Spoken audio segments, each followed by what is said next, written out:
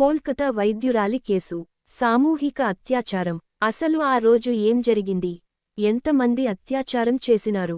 150 మిల్లీలీటర్లు వీర్యం బాడీలో ఎలా ఉంది? ఇలాంటి మరిన్ని వివరాల ఈ వీడియోలో. కోల్కతాలోని ఆర్జీ కార్ వైద్య కళాశాల ఆసుపత్రిలో 4 రోజుల కిందట జరిగిన ట్రైన్ డాక్టర్ హత్యాచార ఘటన యావత్తు దేశాన్ని తీవ్ర దిగ్భ్రాంతికి గురిచేసింది. అత్యంత పాశవికంగా ఆమెపై హత్యాచారానికి తెగబడ్డారు. ఈ ఘటనపై దేశవ్యాప్తంగా ఆందోళనలు కొనసాగుతున్నాయి. సోమవారం నుంచి ప్రభుత్వ ఆస్పత్రుల్లోని వైద్యులు నిరవధిక సమ్మెను కొనసాగిస్తున్నారు. ఈ కేసులో ఓ నిందితుడిని పోలీసులు అరెస్ట్ చేశారు. అయితే ఇది కేవలం అత్యాచారం కాదనే వాదన వినిపిస్తోంది. కోల్కతా జూనియర్ రెసిడెంట్ డాక్టర్ హత్యాచార ఘటనలో విస్తుగొలిపే వాస్తవాలు వెలుగులోకి వస్తున్నాయి. వైద్యురాలిపై సామూహిక అత్యాచారం జరిగినట్టు డాక్టర్ సుబర్ణ గోస్వామి సంచలన వ్యాఖ్యలు చేశారు. మీడియాతో మాట్లాడిన డాక్టర్ సుబర్ణ గోస్వామి, బాధితురాలి శరీరంలో 150 మిల్లీగ్రాముల వీర్యం ఉందన్నారు.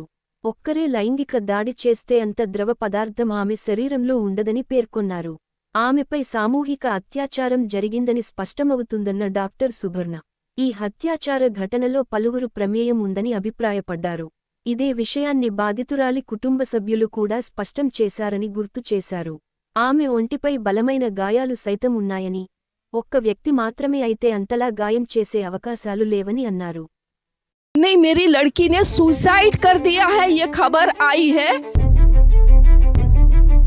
हाथ जोड़ती रही माँ बाप, हाथ जोड़ते रहे, हमें एक बार दिखाओ, हमारी बच्ची का मुंह एक बार दिखाओ, हमको नहीं दिखाया गया। మరోవైపు మృతురాలి కుటుంబ సభ్యులు తమ కుమార్తెపై సామూహిక అత్యాచారం జరిగిందని, శరీరంలో 150 మిల్లీగ్రాముల వీర్యం ఉందని కలకత్తా హైకోర్టుకు వివరించారు.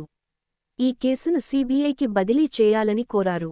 పోస్టుమార్టం రిపోర్టులో గొంతు నులిమి హత్య చేసినట్లు నిర్ద్వంద్వంగా పేర్కొన్నారని, లైంగిక వేధింపులకు పాల్పడినట్లు స్పష్టమైన సంకేతాలు ఉన్నాయని తమ పిటిషన్లో వాపోయారు. పోస్టుమార్టం నివేదికలో భయాందోళనకు గురిచేసే వాస్తవాలు వెల్లడయ్యాయి. మా కుమార్తె శరీరంపై అనేక గాయాల గుర్తులు ఉన్నాయి. ఇది క్రూరమైన, హింసాత్మక దాడిని సూచిస్తుంది. తలను బలంగా గోడకు లేదా నేలకు తాకించినట్టు సంకేతాలు ఉన్నాయి. చెవులు, పెదవులుపై గాయాలు, మెడపై పంటితో కొరికిన గుర్తులు ఉన్నాయి అని పేర్కొన్నారు.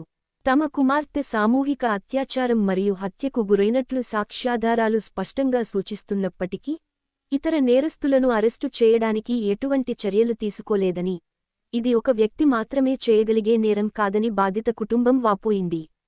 ఇదే సమయంలో పోస్ట్ మార్టం నివేదిక కూడా సామూహిక అత్యాచారం జరిగినట్టు పలు ఆధారాలు బయటపెట్టింది.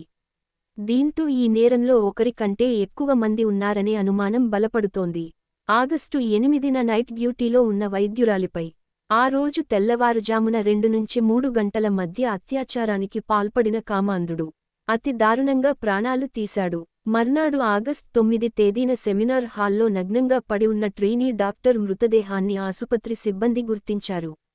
ఈ ఘటనకు సంబంధించి ఇప్పటికే సంజయ్ రాయ్ అనే పౌర వాలంటీర్ను పోలీసులు అరెస్ట్ చేశారు. ఇప్పటికే ఈ కేసును సీబీఐకి బదిలీ చేయాలని కలకత్తా హైకోర్టు మంగళవారం ఆదేశించింది. మరోవైపు ఈ ఘటనకు నిరసనగా బుధవారం అర్ధరాత్రి కోల్కతాలో మహిళలు వినూత్న ఆందోళనకు పిలుపునిచ్చారు. ఇప్పటికీ దేశవ్యాప్తంగా అన్నిచోట్లా నిరసనలు, ధర్నాలు చేస్తున్నారు.